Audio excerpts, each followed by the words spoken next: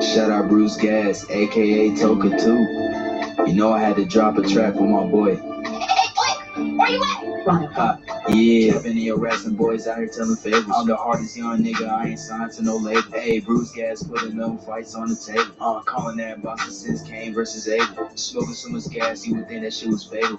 I'm the people's champion like Muhammad Ali.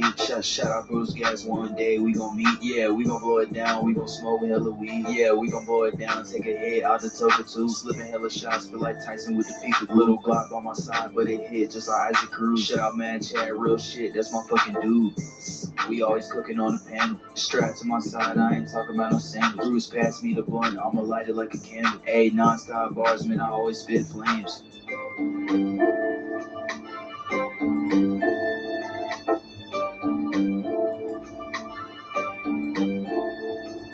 Feel like BruceGas always got a different strain. Bitch, you ain't like me, you can never feel my pain. You win and you lose, well, this the fight game. Don't beef on the net and the shit won't change. Said that on the stream, gotta do it for the game. Said that on the stream, gotta do it for the chat. I ain't undisputed. Yeah, hold on, I ain't undisputed, but I want all the straps.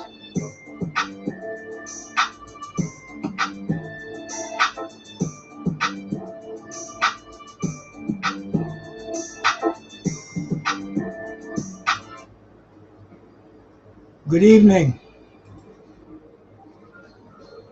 This is BruceGas, Boxing, Jazz, and More. I'm here on a Sunday night on the 10th of September, the day before 9/11, man. And I'm honored to have with me Rick Glaser, one of the most controversial figures in boxing right now.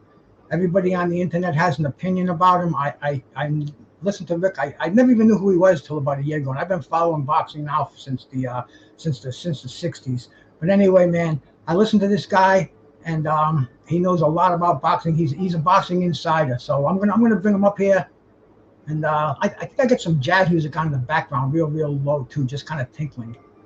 That's the Charles Ruggiero Quartet playing live at Smalls right now, and they're nice enough to let me use that as a little background setup here, man. But anyway, man, without further ado, I'm going to bring on my friend Rick Glaser. Rick, good evening, brother. Hey, Bruce. Glad to be on your show tonight. It was a perfect night to do it, and let's get started. Absolutely, bro. Absolutely. Like I said, man, I've been following boxing for a long time. Since the mid '60s, and I never heard of you until you were on Coach Malachi's channel about a year ago, I guess it was. Mm-hmm. You might, but since then, man, I kind of Googled you, went on the internet, checked out who you were, man. You got quite a bit of Wikipedia on yourself. You mind telling us how you got into boxing and just how you get into this wonderful sport, whether it be by force or by love or whatever it was. Well, man. I went to the Ali Frazier 1 fight, March 8th, 1971. I was 12 years old. I was 5 weeks from being 13. And I went to the local movie theater on Bailey Avenue in Buffalo here. And it's not even there anymore. I went and watched, I watched the people jump up and down and go crazy. Even they were going crazy even over punches that weren't even landing. And I said to myself, this is unbelievable. So I studied boxing. I watched every boxing event on TV. I bought every boxing magazine. I scoured the newspapers like the New York Times, the Post, the New York Post, Daily News, and every day, and I just kept studying boxing. And then life took a strange turn for me. When I was a young man, I became a racketeer. I was involved with loan sharking, extortion, odometer rollbacks on used cars, gambling. The FBI called me a one-man crime wave.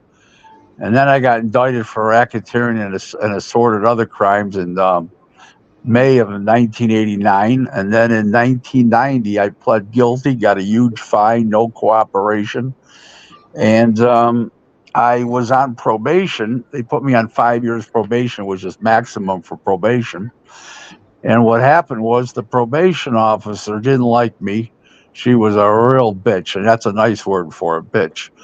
So in the meantime, as I went, and she was making me go 3 times a week to probation, Monday, Wednesday, and Friday, and she was making me piss in the bottle. And every time I went, it was like a detailed report of everything I did and all this crazy shit. So I went back to my lawyer and I said, "Listen, I never had any drug use. The pretrial services probation officer said that she acknowledged I had no drug use. I didn't drink, smoke, do drugs, didn't do anything like that." And we went back to court, and the judge looked at me and said, after my lawyer read his piece and said his piece, and the judge looked at me and says, "Listen," he says, "you've been robbing this community long enough. It's about time you give back. So this is what we're going to do," he says. "You only have to go to probation once a month. You don't have to piss in any bottle. No more drug testing," he said. And he said, "But you got to give back to the community. Do something that's responsible to the community." So what I did was I went down to the police athletic league, a boxing gym, and a lot of the kids didn't have supporting fathers and all that kind of stuff. So I started working with the kids, and I paid for them to go to the State Golden Gloves in Syracuse. I bought them equipment. I paid them to go to the other amateur events in Rochester, Erie, Pennsylvania, Canada, Toronto, and and then all of a sudden one of the kids wanted to turn pro. Then another one of the kids wanted to turn pro, and all of a sudden I called up this. What happened was I started to train this fighter, even though I didn't know anything about training fighters. I just figured I was a little bit of a natural, so I figured I'll do this. So the guy was getting ready. His name was Roger Brown, an old journeyman. He was getting ready to fight Livingstone Bramwell on the old Prime TV series on Friday. I believe it was Friday, Monday nights and Friday nights. It was on a couple times a week. And I says, you have a trainer?" He says, "Well, I sort of do, but my trainer's got diabetes and is in the hospital. I don't even know if he can go to the fight." I says, "Well, can I train you?" He goes, "Well, you got to call my agent." I said, "Who's that?" He says, "Mike Akery." And he gave me Mike's number. Mike was the promoter of that time of Roberto Duran, and later had Hector Camacho, had Paul Spatafor, had a nice career. He died, it'll be 2 years ago. He passed away. So now 2 years ago, now he passed away. But so I called up Mike and I says, "Mike," I said, "my name is Rick Glaser from Buffalo. I'd like to train I'd like to train Roger Brown for his fight with Livingstone Bramwell." Yeah, he says, "Rick, to be honest with you, I've never heard of you before. Who'd you ever train?" I says, "Nobody, but you have to start somewhere." Well, he liked my honesty so much because most people call up and they try to bullshit and pull the wool over people's eyes, and he liked my honesty. And he said, "Listen," he says, "we're going to get together. I'm going to come to Buffalo. You're going to come to Erie, but we're going to get together and talk." I says, "Okay, fine." So in the meantime, before he had a chance to come here, I had a chance to go there. He had his mother's cousin died, who lived in a suburb of Buffalo. So he came here for the funeral and the wake, and he had me meet him there. And he said, "Listen, I don't have a brother in the business. I don't have a partner. If you want to be like my underling and my understudy, and I'll help you get in the business, and we'll work together." I said, "Sure." He was impressed with my knowledge, my honesty, and we were off and running. We had a whole bunch of guys that, including Paul Spatafor, that won the world title. We had, like I said, Camacho together. I worked with him with Duran from '92 to '97, and he started me in boxing. And I'll always remember him for that, and always thank him for that. It's been a great ride. I've been in boxing now 32 years full time. That was back in '91 when I met Mike, and I started in boxing, and that's the end of that. That's the story how I started. So there you go. Cool stuff, man. Hey, look, before I continue, let me just shout out people that came in here because, man, me and you be here talking to ourselves, but I really appreciate when people come in here. We got about 16 people in the room right now. Let me just give them a shout out, man. Johnny's Combat, thanks, brother. 86 Boxing, my man Josh, thank you, man. Big Blunson Boxing, Mark Nash, William Old School on that, appreciate it, man. John McSmith, shout out to you, brother. Redhead by nature. Salute my sister. Thank you for coming by. Michael Johnson, my man. Thank you for coming by, man. And all these cats, man, sub to their channels because we're all in here. We like to get listeners, we like to get viewers, and it's No a great problem. thing. I appreciate that, man. Daniel Agnew, thank you for coming in here, man. Skywalker, my brother, peace to you. William Old School, man, I think I shouted you. I forget with this brain of mine. Thomas from the Bronx, man, thanks for coming in here, brother. Andrew Charles, appreciate it. That's me. Thanks for coming in here. Remy, my brother. Remy made me the thumbnail I put up for this show, man. So special shouts out to Remy out there, man. B&N Is that, Boxing. wait, hold on. Is that Remy from North Carolina? Is that Remy from North Carolina? I don't know, man. I don't know. Remy, you from North Carolina? Remy's a quadriplegic. Oh, okay. Wrong guy. Sorry. But welcome to the show, Remy. Remy's a hero, bro. Remy served in the armed forces over in Afghanistan, and That's man, cool. he supports the hell out of me. He sends me stuff in the mail, man. He's just a beautiful human being. So shout out to Remy, man, and thanks all you cats for coming here. Okay, man. All right, let's get back to the nuts and the bolts over here, man. Now, when did you realize that this could be your livelihood, that you didn't have to go back on the streets anymore, you didn't have to roll back odometers, you didn't have to shake anybody down? When did I realized that as soon as I entered boxing in '91, I entered full time. Really, I entered part time January 1st of '91, and then by the time June rolled around, I was full time, and I left. I left the car business and never looked back. You know, I left everything. Well, I was already on probation, so I wasn't in the criminal element anymore, in the sense that I wasn't doing anything that would have got me in trouble. But I left everything back, including the car business, everything, and then I turned to boxing within 6 months. And January 1st of '91, I started, and by the time June rolled around, I was really rolling. And it just got so big so quick, and nobody was doing what I was doing. You know what I mean?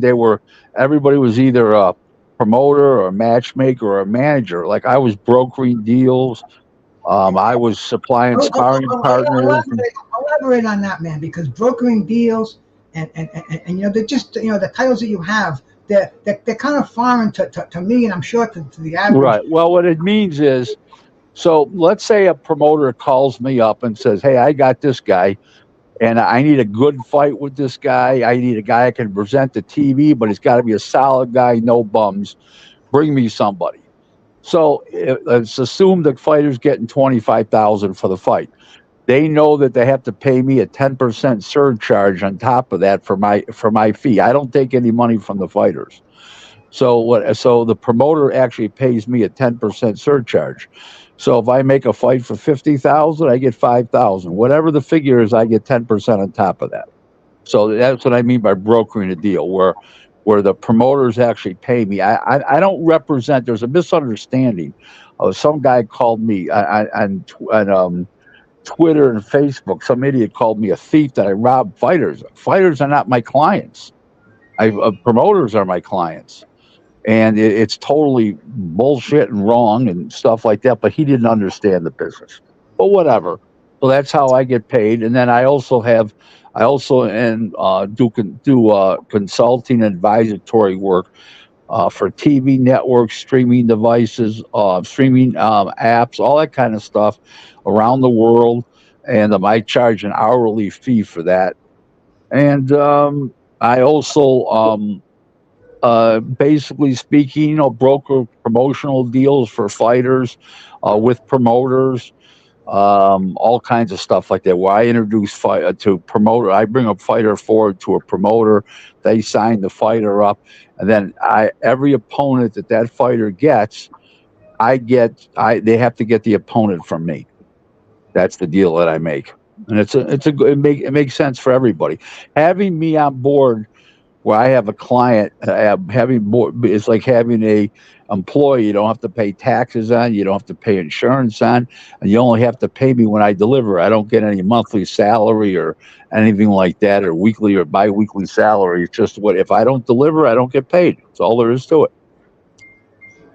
Now, was there people like you involved in boxing before you started, There, or there, was it there, some- there were, but they weren't. They were more. They were managers that did a little dabbling on the side, or they were matchmakers that did a little dabbling on the side. Where I made a business out of it. So, I was the first one with a website. I was the first one with my own domain email address, Rick at glazerboxing.com. My company's Rick at Glaser. But I was the first one to send out invoices. I run my business like corporate America. So, I don't run it like a rinky dink operation. I have corporate pens made up and send corporate pens out to people. I have 2,000 pens made up a year. I send them out to people. I'm in business. You know what I mean? I I'm understand. I'm on the road. I go to L.A. and a meal's $200, $300, $400, $500 for two people. Me and somebody I do business with. I pick up the check. I mean, I do business the old school way and the right way. Now, you grew up in boxing in the 70s and the 80s, but you 70, but you yes, yep, but it became your occupation in the 90s. right. What you saw in the 70s and the 80s is that what we see in the 90s? No, no, no. The fighters, first of all, the fighters in the as far as the fighting part, forget the business part, the fighting part. They used to walk forward and put extreme pressure on you. Now 9 out of 10 fighters move laterally to the left or to the right. Very few uppercuts today, less body shots.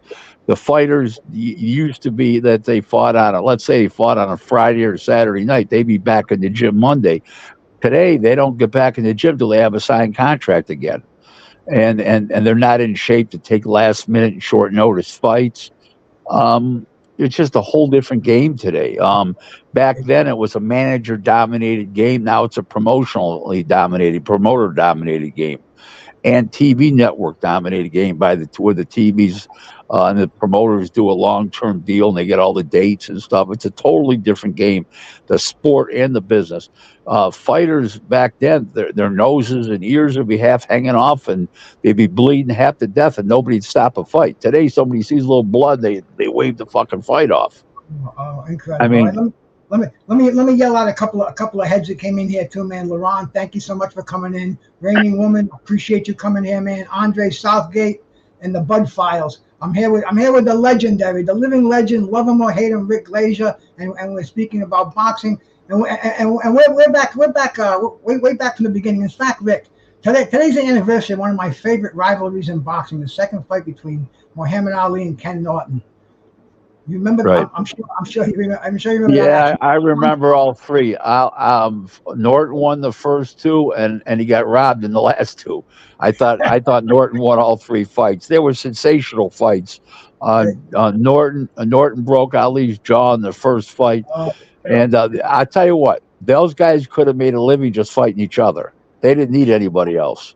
you know, I, They, I, I their always say that styles were made. Their styles were made for each other. Both were, Ali back then was hated.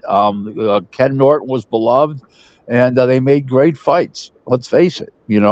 There's a big misconception or people don't get, and I will explain this to you, to everybody listening. Ali, when he fought back then, he was the villain. He was hated.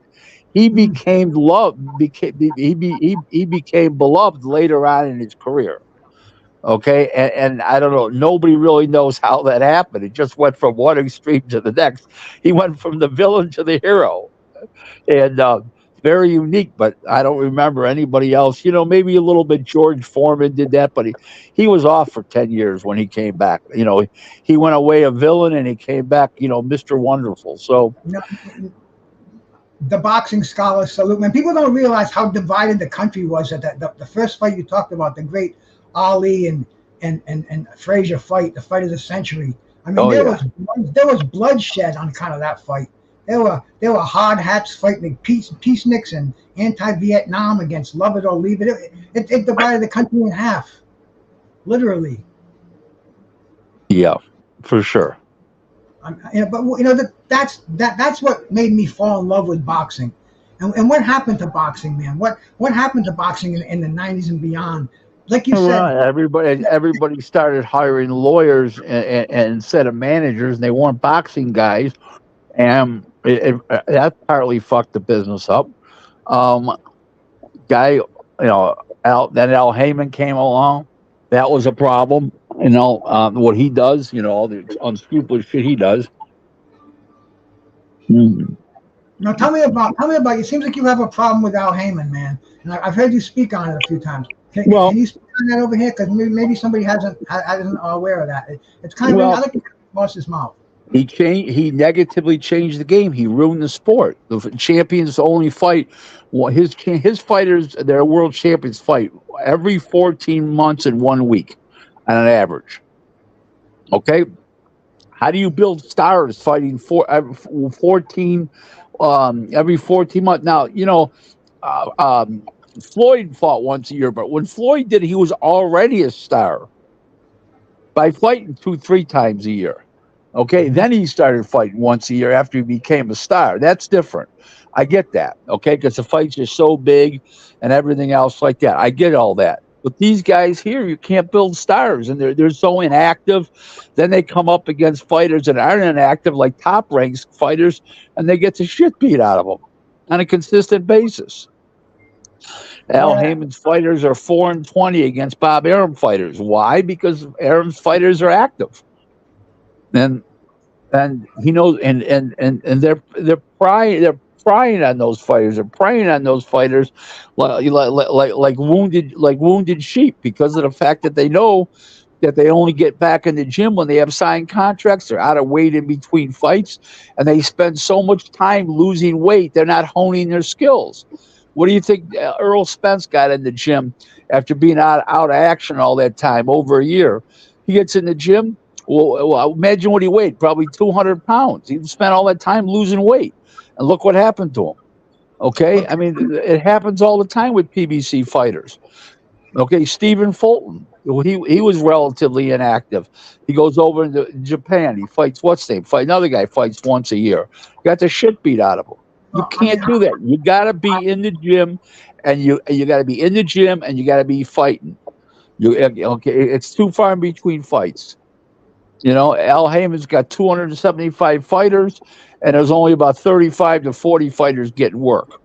So there's part of your answer. He's got too many fighters for the amount of shows he does. okay. We got a few criticisms in there. Let me bring them up here. Somebody says fighters were always getting robbed. Another, the boxing scholar says Al Heyman isn't doing anything different than any other promoter. Well, you just That's kind not of true. That's not true. I just stated things differently than winning club. The guy wasn't listening. Their champions are fighting once every 14 months.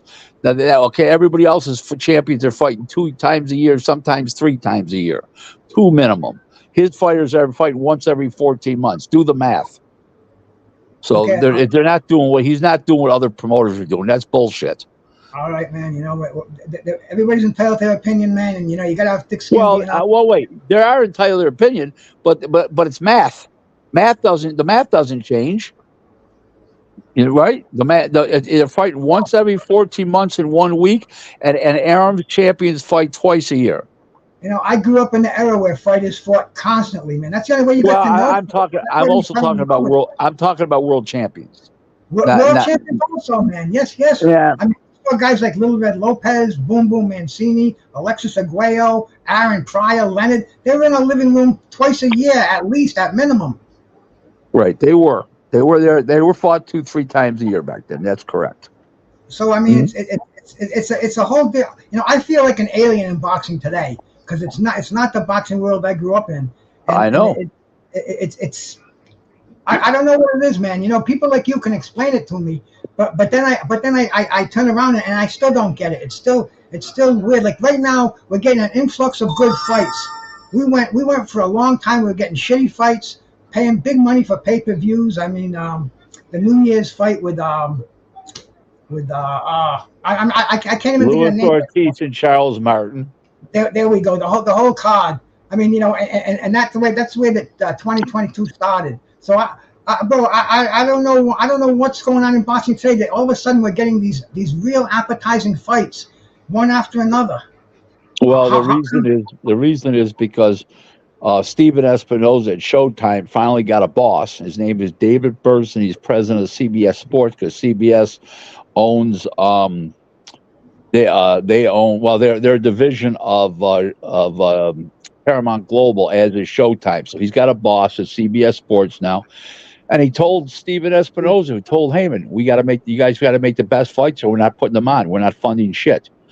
And that's why it went from one extreme to the next. So, if they don't make it on these pay-per-views, then Showtime is going to be bye out of the boxing business more than likely.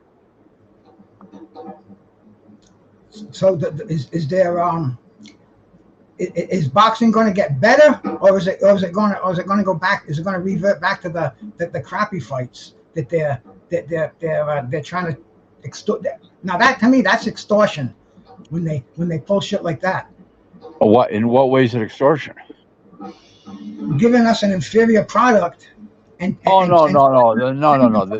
That's true. But now they stopped. Listen, Showtime doesn't have a fight scheduled for regular Showtime as of right now for the rest of the year. They have nothing on the schedule for Saturday Night Championship Boxing. So that tells you a lot right there. So how about the internet? Did you came in the internet age? Did you see the internet change the hell out of boxing too? I mean, this is like I saw it change in the sense that the fighters are challenging each other over the internet instead of through a PR person like they used to. They used to do it through a PR person who told newspaper reporters, and then they put it out. Now it's instantaneous, where guys are fighting with each other over Twitter and stuff like that. So yeah, and Instagram and stuff like that, and podcasts. So yeah, it's different in that regard. Sure, absolutely. It's not going to revert back to the old ways again. I mean, it's no. You know, this is the new era of boxing, whether people like it or not, and it can change. But the TV networks have to put their foot down and say, "Listen, we're not featuring a champion once every 14 weeks. We're going to feature a guy twice a year. Help build them up and make them a bigger star." And they can't do that under the system that they have now. Now, I'm talking about Heyman and BBC. I'm not talking, you got to remember the other networks are featuring their fighters regularly, DAZN and ESPN and stuff like that. So it's a big problem with Showtime and of course PBC, which are tied in together. I hear that. Hey, I want to shout out somebody who jumped in the room, man. My sister, J. Marie Moore. That's Archie Moore's daughter. And anybody who knows anything about boxing, man, that's the knockout king in boxing. That's Archie Moore's daughter. So shout out to my sister, J. Marie, out there. Yep. I had the honor of meeting Archie one time by accident before I was even in boxing. And I said to myself, I'm just glad I was able to do this. I was at the Atlanta airport, and it was like, I can't remember what year it was, maybe 72. Maybe I was like 13, 14 years old. And I met Archie Moore, and it believe me, it made my day. Trust me when I tell you, I couldn't believe I met. I walked up to him, and I said, "Sir, are you like that?" I was a little kid. I go, "Are you Archie Moore?" He says, "Who else would I be?" I was laughing. No, I'll tell you, when she comes in here and says hi, it just kind of validates what I do, if you know what I'm saying, man. Yeah, absolutely. Absolutely. Now, Archie, in Archie's last fight, Archie took on a professional wrestler. This is a year after Muhammad Ali beat him. He took on a professional wrestler by the name of Mike DiBiase. His son is the $1 Million Man. Everybody knows who he is. Is that any different than what Tyson Fury is doing, fighting Francis Ngannou? I mean, well, the difference is those guys. The wrestling is choreographed. MMA is not choreographed. So yes, this was a boxing match. This was Archie's last professional fight, and this was right. No. I know that, but what I mean was you never knew how good those guys were going to be as fighters, because as boxers, the guys that went from wrestling to boxing, because the wrestling was choreographed, so you didn't know how good they really were, how bad they really were. Where Tyson Fury knows this guy's good because he's Him and that John Jones are the king of the heavyweights in the world of MMA. So it's a little different today. A little different, yes. Well, what do you think of Tyson Fury with his latest announcements where he's not interested in unifying the title? He's interested in fighting John Jones Well, that's a lot. Realistically, he's just trying to get the price down on what Usyk wants. What Usyk wants. He doesn't. He's acting like he's not interested, just to draw, so he can get the bigger percentage of the lion's share, more than he was already getting. That's all that is. That's all semantics for financial gain. That's all that is. Man, I can't see. I can't see any other champion except Tyson Fury pulling that angle. Maybe it's the media, the way we have social media today. They have angles they can work around. But I've never heard of a champion acting like he acts. I've never seen a champ act like he has. And, listen, there's a lot of things that Tyson Fury does that is not boxing fans not gonna like. But when it comes down to it, he's putting food on his family's table. He's got generational wealth, and he's going to have one of these fights. He'll go box, and then he'll go back to MMA for one. MMA fighters for one fight, and then come back and box. And I can see doing this, fighting twice in each thing over the next 3 years to 4 years, and then call it a day. And he's going to be sitting on hundreds of millions of dollars. That's what's going to happen here. Now, all this money, it blows my mind why boxing's in such a crazy state that it's in, where it almost you have to be a white collar to be able to be a boxing fan these days. It seems like forget about free TV, forget about listening to boxing. You have to buy the fights you want to see. Let's see, where the hell was I even going with this? But like you're talking about Tyson Fury. I'm hearing like between $30 and $50 million. Is that how much that they make for an exhibition like this? I heard he's getting $35 million. Dude, where does that come from? $35 coming from the Saudis. It's coming from probably ESPN Plus or ESPN Plus pay-per-view here. It's coming from BT Sports in Europe. And some of the other marketplaces is probably going to be like in the Asian countries on Amazon Prime over there. And some of the other countries, it might be on another networks. In the sponsors, it's going to be a big event. I don't know, man. The figures just totally blow my mind. And you know the pay-per-view numbers. Do they add up? Are people besides the fighters?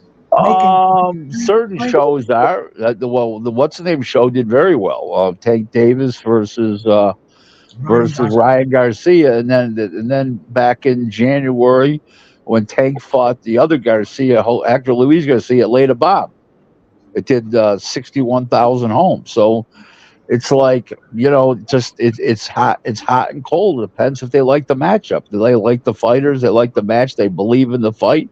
It'll sell. If they don't, then it doesn't sell. That's all there is. Now, a fighter's conditioned today not to want to fight as much as the predecessors did. Is it the fact that they're making way more money than? Yeah, they're making more money, but they looked at their predecessors and said, They got brain damage, their ears got flattened out, their noses got flattened out, and they looked at some of these fighters and they don't want to take that same health risk versus the amount of money they're making. Oh, dude. I mean, I love the classic boxers from the 80s, and I try to reach out to a lot of them, and I'm finding out that a lot of these guys are so broke, they're living on Social Security, Section 8 housing.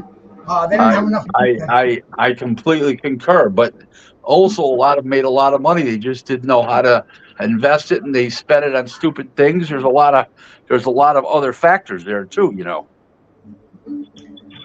So you think the boxers today are much wiser with their health, with their money? I mean, they're looking at boxing totally differently than everything. Yes.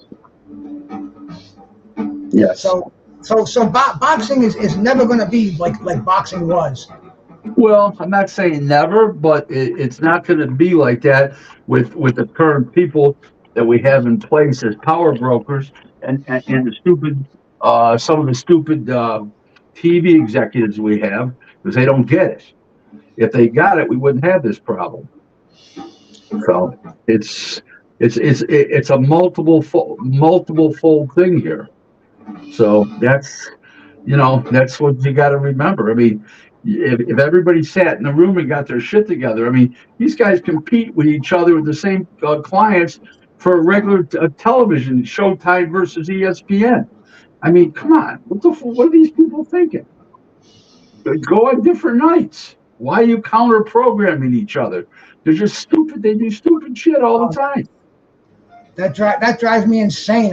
Sometimes I'm watching 3 different cards at the same time, and I'm saying some of the greatest fights in the world I remember being on during the weekday. Sugar Ray Leonard and Thomas Hearns, Sanchez and Gomez, Ali and Frazier Monday night. I mean, it's insane. Why do boxers from the business end? Why do they think they have to show their fights on Saturday night between 9 o'clock and 1 o'clock in the morning? Why is that? Why is that like that? I don't really know. I don't have an answer for that. Again, the stupid TV executives. They think that they call that prime time. You could put boxing on whatever time you want, and if the people know about it, they're going to watch. It don't matter what time it's on. So I think that whole system is wrong. Okay. Is it going to change? Do you see it? Do you see anybody? If you have why would it change if you got the same TV executives? I mean, if I could sit down with a guy like David Burson from CBS and say this is the way it is, and this is what we can do, and this is the way we could, maybe you could do it. At least listen. That doesn't mean he has to do it. That doesn't mean he has to do what I say, but at least listen to a conversation. I mean, it's the mistakes these companies make are amazing. The quality of fights suck. I mean, don't they see the fan base dropping off and just saying "fuck this"? I mean, they think boxing's losing its popularity. Boxing's not losing its popularity. That network is losing fans.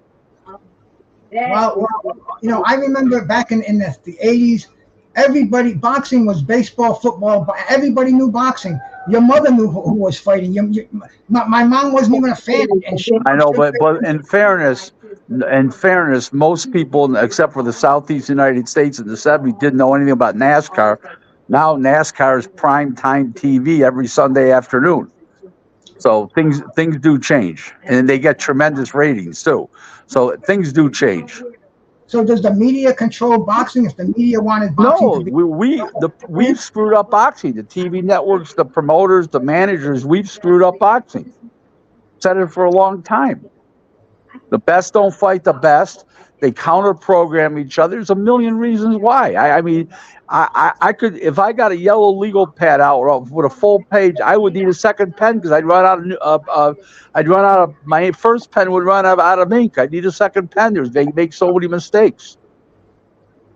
Just what it is. I mean, I listen. And some people say I'm an expert. Some people say I'm an idiot.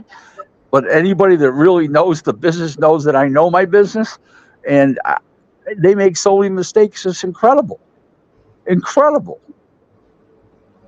Yeah, I mean, this is we're in the age we're in the age of transparency, man, and you can't get away with what you used to get away with, and everybody's an expert today. I think that's one of the problems. Everybody is an expert. I happen to agree. The difference between me and other people, I get paid for my advice. Now, do you think fighters today are managing their money better? Do you think they're gonna be a more together? Some are looking at the mistakes the predecessors made, and some are, yes. So some will be, and some won't be. So it depends. All right, man. Now, how about somebody's mentioned unifying titles out there? Do you think that that unifying undisputed champions. Does that make any difference anymore, or fighters just want to make their generational wealth? Yeah, I think it would create more interest amongst fans, make bigger fights, but the fighters are afraid to do it. They're afraid to lose what they already have.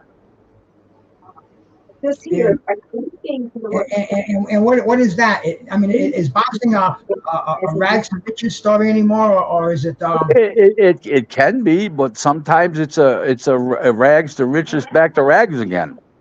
Depends on who the fighter is. You see any fighters out there that are going on the wrong track? On the market. That's why I stopped. I don't want you to name them, but do you see fighters out there that yeah, I know 3 or 4 of them that are top fighters that are yes. That is what and they have a lot of different. How about personally? Do you still get excited about fighters? I get excited about fights and fighters. I'm not jaded. I love what I do. I do it every day, 24/7, 365. I'm not jaded at all. I love what I do. The only thing I love more than boxing is my wife. I hear that, brother. I hear that. Now we just had we got this bottlenecking over here at 135. I mean, a glamour division. I grew up watching. They won't fight each other. They just it's brutal. Shakur Stevens is the only one that'll fight everybody, and nobody will fight him. It's ugly. I mean, like you just said, the best have to fight the best. Why doesn't some commissioner put his foot down and say, "Wait, Bruce, I'll tell you what I'll do with you. I really like you. You ask good questions. I like the format of your show. I'm going to tell you what I'm going to do. Next Sunday night, I'm going to go on your show again if you invite me back, and I'm going to write down all the things that boxing can improve, whether it's the promoters, the managers, the fighters, and the TV networks. How boxing can be improved, and I'm going to read it off to you next. I'm going to read it off to everybody next Sunday night at 10 o'clock if you allow me to do so. And you can ask me questions about each one. Fair enough? Yeah, fair enough, bro. And you know what I could do? I'd like to open the phone lines because I got a lot of people talking out there, and I have a tough time talking to you, getting in my head, and trying to read the comments. Okay, well, I got till 11 o'clock because I have guests in my home right now. Another couple's here. My wife, she's entertaining them. We were out with them earlier tonight, and yes, so we got a few minutes here, but sure, fire away. All right, man. If anybody has any questions, man, shout them out there, and let me see if I can just throw my number up here if it doesn't take too much talent here. But never mind. Anybody has any questions, just shoot them out to us in the chat. My number here is 401-424-1483. If you have any questions for Rick. This one right here, by Two Face. I also used to have it, but they buy it on so much. I'm honored to have him on here tonight. I mean, a very controversial figure. I know a lot of you cats don't agree with what he does, but I mean, all I can see is this guy. Boxing is in his blood. He's got a love for boxing. He's got a knowledge of the business of boxing that I don't care what you're saying out there. My wife says about me, people you want to kiss me on both cheeks or put 2 behind my ear. Hey Rick, how come everybody says how come people say you're a racist? Why the fuck do they have to bring that into boxing? I have a black wife. I used to have a black attorney. Till he passed away. My best man was in my wedding's black. My brother-in-law is black. We go to lunch on a regular basis. One of my dear friends is sitting right here. He's a New York Puerto Rican, but he's Puerto Rican. I'm not racist. Anybody any reason? Why would any of these? I have because they think. Sure. Let's see who it is, man. The boxing scholar. Salute, my brother. You got Rick Glaser on the line. What's up, bro? What's up, Bruce? How you doing, man? So inspired, bro. So inspired, man. You know I really fuck with you, man. I love your channel, bro. I appreciate it. I wanted to ask Rick. The sport has been around for maybe 200 plus years, right? Al Heyman hasn't even been involved in boxing long. Now, I'm not a caper for Al Heyman by no means, but Al Heyman is just doing the blueprint that was laid before him by Don King I disagree totally. Not even close.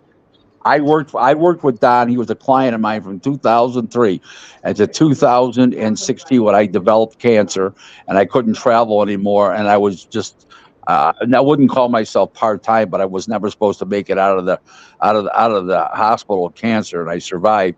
If you're comparing Don King and Al Heyman, that's like comparing a Rolls Royce to a Kia. That's interesting though, because I know a fighter that named his baby after Al Heyman. A lot of them named their babies after Al Heyman. That was their mistake.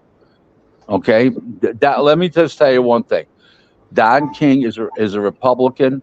Okay, he looks at fighters as material possessions. Yes, he put on the best fights. His champions fought all the time, and he was you were always fighting. You look how many times he get opportunities he gave Andrew Galata at the heavyweight championship of the world. I think 5 times or 4 times, or I think 4 times with Don, 5 times total, something like that. Okay, Don is a much superior of a person as far as abilities go in boxing, and as a promoter, and as a businessman compared to Al Heyman. Don used his own money. He didn't blow up $900 million of White L. Reed's money. Okay, right now, Al Heyman, PBC, is $900 million in debt to White L. Reed, which was bought out by Maguire of Australia. So nobody can tell me Al Heyman is a good businessman or he's good for boxing. His champions fight once every 14 months in 1 week. Don King's champions fought 3 times a year. He showed up because he didn't play ball. What did he say? I couldn't hear him. Repeat that? Yeah, repeat that. What did he say? Can you hear me? What did you say? I said Don King also froze out Tim Witherspoon because he wouldn't play ball. He showed fight. So what? So what? That's part of the business. That was part of the business back then. Okay, and they don't do it today because there's federal laws against it called the Muhammad Ali Act. And if the Muhammad Ali Act wasn't around, Heyman would do the same thing. Trust me. But that's speculation. You're saying he might do the same. Don King actually did it. And because there was no law against. There was no law against it. It was a civil matter. That's why. Don't come on and tell me about Al Heyman being some martyr here, please. Wrong guy. There's not enough hours in a day. I can tell you 200 examples of things that Al Heyman did wrong to fighters, including having fighters give up the titles, and then they got destroyed in their next fights for half the amount of money. I mean, just a whole bunch of things. Please. And see, you put a pretty story, What do you say? Bruce? I think you might be confused about what I'm saying. I'm saying Al Heyman's not no saint, but he's not doing anything different than no other promoter. He's doing something completely different. The statistical fact is his champions fight once every 14 months in 1 week. Don King's champions fought 3 times a year. But there's never been a GoFundMe started for an Al Heyman fighter, to my knowledge. Because Bruce, that's why I love Bruce. Bruce will put the fighters who need to GoFundMe, that's a legend. He'll put it on the page and he'll send people over there to donate to. I've never seen that for an Al Heyman fighter. A lot of the problems was the promoters. Listen. Don King didn't screw up the sport. Al Heyman screwed up the sport and the business. That's the bottom line. How he treated fighters, how the other guy treats fighters, is not my issue. My issue is how he's fucked up the sport and he's fucked up the business. And Bruce will attest to how good Don King's pay-per-view shows are. 4, 5, 6 world championship fights on one card, and everybody was happy they paid to see the cards. Today, people puke from this shit. Yeah, I'm seeing things from different angles. The more that I hear about it, but the quality was better back then. But the fighters I talked to from back then, 90% of them are broke, and it's a whole and 90% of them will end up broke today, in due time. I don't know, but I do know it was way more exciting back then. The fan base was more Right. loyal. It's just a different sport right now. I guess it's more more a white collar sport than it is a blue collar sport. Thank you. From my perspective, bro. Thank you. Agreed. Yeah. Hey, the boxing scholar, thank you so much for coming up here, brother. All right. I appreciate you, brother. I'll back in the chat. God bless Thank you. you. Man. And anybody else want to come up here? And one last question. I know we only got 10 more minutes. I'm honored Fine. I'm here to have you. I'm honored. What's that again, bro? 5 minutes. 5 minutes. All right, man. 5 minutes, man. Because I know I'm talking to somebody who's got a real sharp pencil out there. I don't want to get sent a bill in the morning, man. Because you know. No, my wife's looking at me here. She's staring me down. Hey, brother, it's been great having you here, Rick. I thank you, and I thank you for commitment for next week, man. If you want me on next Sunday night, let me know on Thursday, and I'll start with the pad and the pet on Thursday. Okay? Hey, man, you know, I knew nothing about this a year ago. I thought you had to be like Howard Cosell to do something like this. I'm just learning, and you know, thanks for coming on here. Bruce, you're doing a great job, and I'm proud to know you. Okay? You have a wonderful night. Thanks for having me. You too. Peace to you, and God Bye-bye bless now. you. Thank you. Oh, no, you want to do that, man. So, hey, man. Hey, you love him or hate him, man. He's up here for questions, and I thank everybody that came in here. Let me go back and see people I missed, because, man, I'll tell you, Rick was a mile a minute, and I'm trying to listen to him, and I'm trying to pay attention to the chat. And I can only imagine these guys that have 100 people in their chat, and they're trying to read it. I sympathize with them, because, you know, all you cats, I love you all, man. All my friends are out there, man. My sister, Archie Moore's daughter, man. I'm honored to have her in here. It kind of validates all this bullshit that I do, man. So thank you so much, Jay Marie. I see Crush the Legend came in, man. My brother Remy's in here. It's so cold in the D. Yeah, baby. What else is going on? Drink more water, man. You're definitely opinionated, and you're more than welcome here. You're my brother, and you click the line. Next Sunday, come on in, man. Bring some questions with you, because, you know, Rick has got a thick skin, bro. You have to be in this boxing game. And anything he does, he'll stand up and he'll answer for it, man. And you can't ask a man to do much more than that, bro. I appreciate that. You know, you can say whatever you want about him, because, hey, that's our life. Opulent LD, salute, man. You know, before I even started this show, people said, what are you putting him on here for? I said, you know, man, this is because I like to suck information up. You know, I'm a casual. The shit that's happened in boxing, I'm so fortunate to be able to have people on here, man. I mean, I talked to my brother Leon Mohammed today. Leon doesn't have a good word to say about Rick, man. He's telling me some stories. I didn't want to mention them, so I'll have the FBI pounding on my door. But I mean, that's how real this game is. I'm gonna do Hit of My Green Dragon, because my arthritis is acting up, so I'm gonna have to be quiet for 30 seconds. Just kind of listen to the band there. We got the Charles Ruggieri Quartet, bro. Charles Ruggieri, awesome jazz drummer.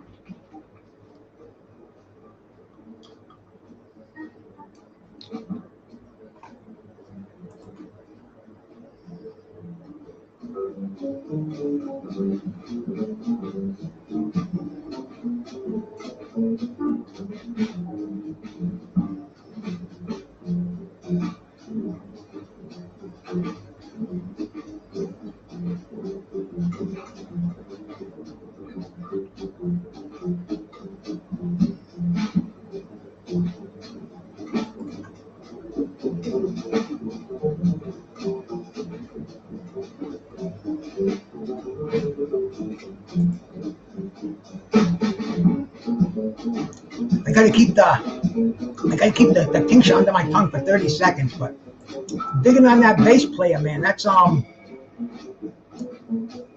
his name is Ghana Okwana. You know, these new age jazz players, man. You know, I come from just like boxing. My heroes, Joe Louis, Miles, my jazz heroes, Miles Davis. But yet these new cats, man, I listen to them all the time, especially I'm honored to pick up this live broadcast from Smalls here. I hope they don't censor me for it, copyright me.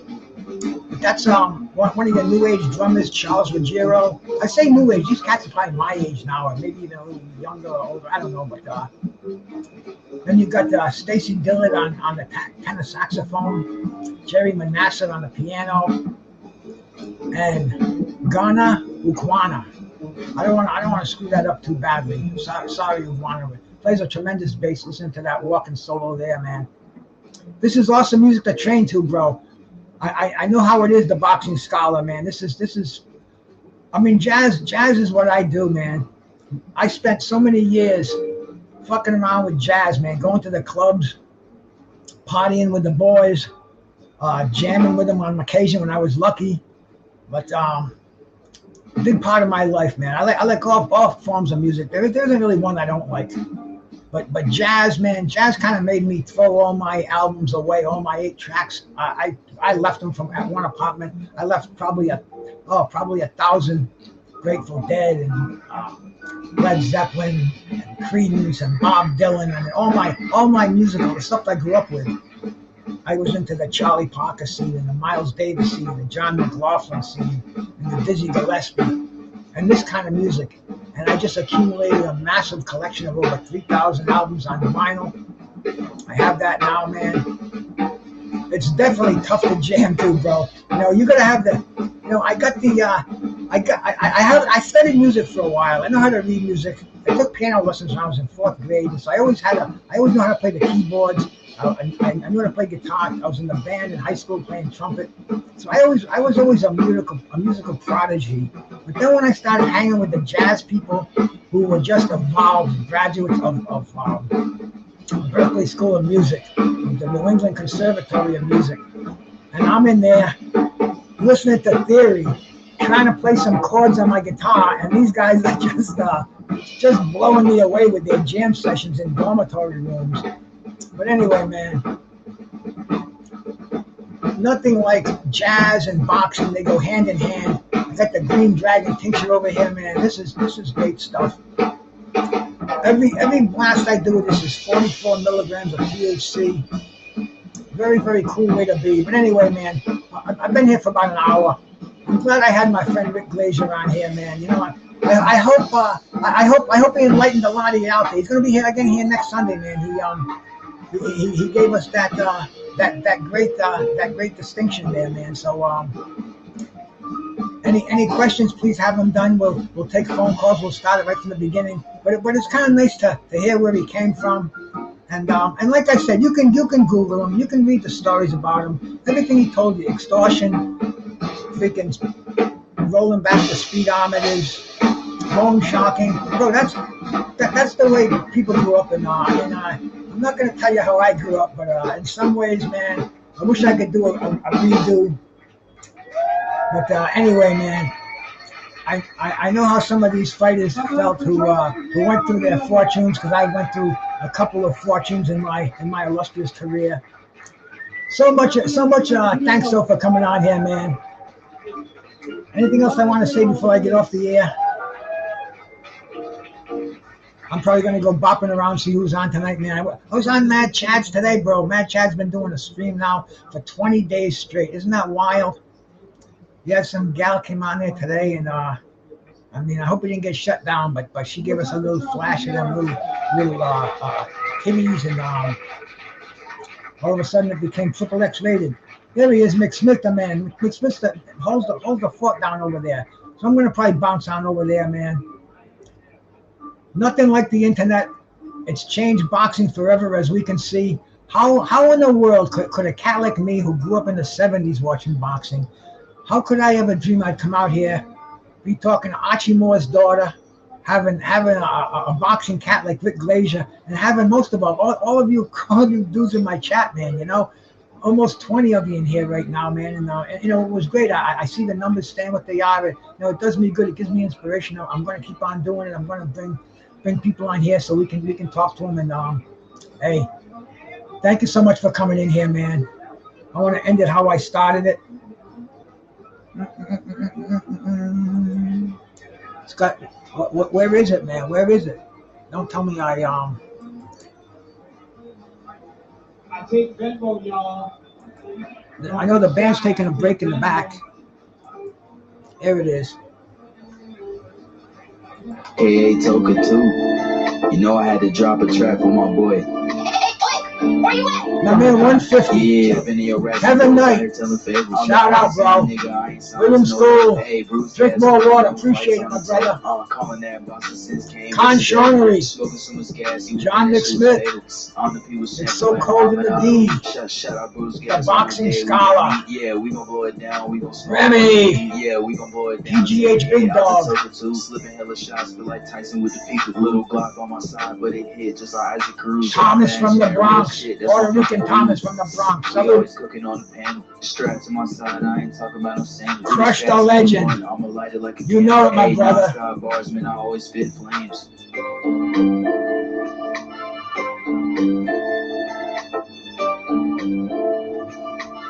86 boxing. Feel like BruceGas. Opulent LD. Bitch, you ain't like me. You can never feel my pain. You win. Sid UK. Just a fight game. Don't beef on the net, and the shit won't change. Said that on the stream. Gotta do it for the game. Said that. And you guys lit this place up in here, so I appreciate that, man. Undisputed. Yeah, hold on. I ain't undisputed, but I want all the straps. I appreciate it. I'm out.